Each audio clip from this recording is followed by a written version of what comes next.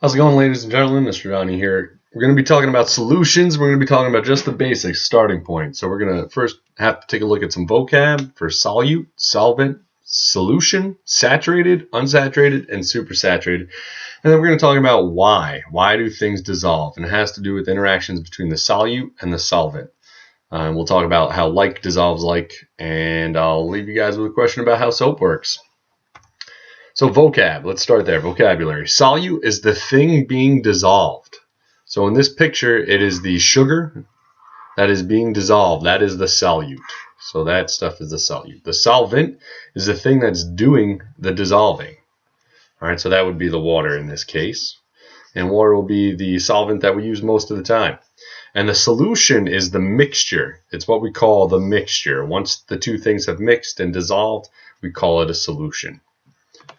All right, so what's happening when things dissolve? You know, like you put in the sugar into water, you stir it up, and the sugar looks like it disappeared. It didn't disappear. It's still there, but it dissolved. Same thing with salt. So what's happening? Well, here I have some solid salt, right? And I'm going to say, hey, let's add some water to it, right? Boom, got water all up in here. So now if you take a close look, you'll see that I put some of the partial charges on there. Remember, water is a polar molecule, and the oxygen has a partial negative charge, and the hydrogens have a partial positive charge on them. So we have charges, and then we have this salt that also has charges. The chloride ions are negative, the sodium ions are positive. So how are they going to interact? What do we know about opposite charges? Say they attract. All right, so opposite charges attract. So let's just take a look at just one water molecule. How is this going to interact, let's say, with the chloride ion? Well, chloride ion's negative and the hydrogens are positive. So what's going to happen is the water is going to be attracted to that chloride ion. So we're going to get some ion dipole interaction, which I will show with some lines. So we got some attraction there. The positive is attracted to the negative. Same thing over there. And this oxygen molecule is moving, right? It's got kinetic energy, it's shaking, and it's moving, and it's attracted to that chloride ion, and it's going to pull it apart from the solid. So it's going to pull it away from that solid, and other water molecules are going to be attracted to that chloride ion as well. So the water is essentially separating the ions from each other. So in the solid down here, they're held together by the electrostatic attraction. The opposite charges are attracted. The water comes in and goes, hey, we want some of that chloride too. The same thing is going to happen with the sodium ion, except it's going to be the other part of the oxygen molecule. So sodium being positive is going to be attracted to the negative oxygen over here, and it's going to do the same thing. There's going to be attraction between the ion and the dipole from water, and the water is going to separate it, and it's going to surround the sodium ion with water molecules. So this is what's happening when it's dissolving. It's no longer staying as a solid. It's being broken apart into its ions, and the water molecules are keeping them separated. So the sodium ion and the chloride ion can't get back together. Water's too busy pulling them apart. All right, so what happens when oil and water mix? Well, we're brought to this phrase called like dissolves like, which means two polar things will dissolve into each other, or two nonpolar things will dissolve into each other, but a polar and a nonpolar thing won't. That's where we get the like dissolves like. If they have similar polarities, similar attractive forces, then they will dissolve. So here I got water and I have some oil, right? That's this big thing over here. We got oil and then we got the water molecule over here. So what happens when they mix? Well, I can take a look. Water has those partial charges, positive and negative, and they can interact because opposites attract.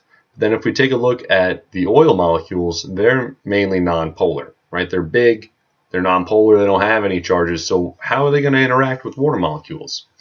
Well, water molecules are like, hey, I would dissolve you, but there's not a whole lot of attraction there. You don't have any charges for me to be attracted to. Meanwhile, some other water molecules, they got charges. I'd like to hang out with them. I'm attracted to those things. The oil's like, whatever, dude. That's fine. You can hang out with them. No big thing.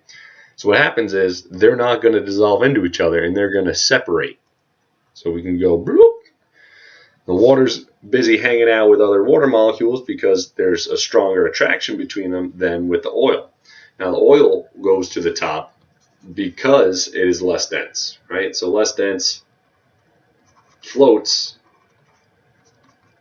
and that's why it's on top and water's on the bottom, but they don't mix because of the different attractive forces, not because of density. Things with different densities can still mix, but the reason that oil's on top is because it's less dense, water's on the bottom because it's more dense, but they don't dissolve because like dissolves like, and they are different.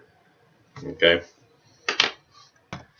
All right, well, what would happen if all the water molecules were busy? For example, right here, right? I have 6 water molecules in my picture, and they're all busy separating those ions. Well, what if I were to add some more stuff? Boop, it would just sink to the bottom.